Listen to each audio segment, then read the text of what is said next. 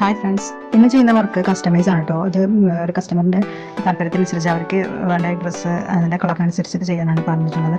അപ്പം അവർക്ക് ഈ ടൈപ്പ് ബീഡ്സാണ് ഇഷ്ടമായത്. വേറെ ടൈപ്പ് ബീഡ്സ് ഉണ്ടായിരുന്നു. അപ്പോൾ ഞാൻ അവർക്ക് കാണിച്ചപ്പോൾ അവർക്ക് ഈ ബീഡാണ് ഇഷ്ടമായത്. അപ്പോൾ അത് വെച്ചിട്ടാണ് ചെയ്യാൻ പറഞ്ഞിട്ടുള്ളത്.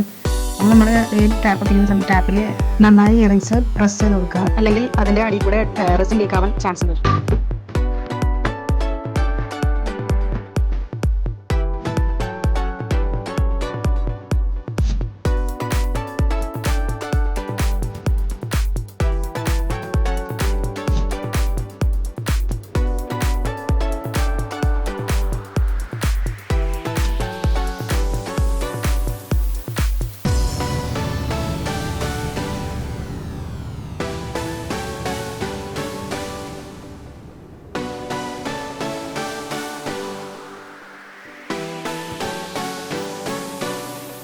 ഈ വർക്ക് ഞാൻ ആദ്യ ടൈമാണ് ചെയ്തത്. അതുകൊണ്ട് കുറേ അതിരുകളുണ്ട് ഞങ്ങളുടെ കൂടുതൽ ചെയ്യുന്നത്. പക്ഷേ ഞാൻ പേടിച്ചിരുന്നു, റസിൻ്റെ അത്തമിട്ട് അത് പെട്ടുപോയി. പിന്നെ ഞാൻ പണി പാളിപ്പോകണ്ടേ. പക്ഷേ അത് ഉണങ്ങിയതൊന്നും കുഴപ്പമില്ലായിരുന്നു. അത് പാളിട്ടുണ്ട്, ചോട്ടിലൊന്ന് നിന്നത് കുഴപ്പമില്ലായിരുന്നു.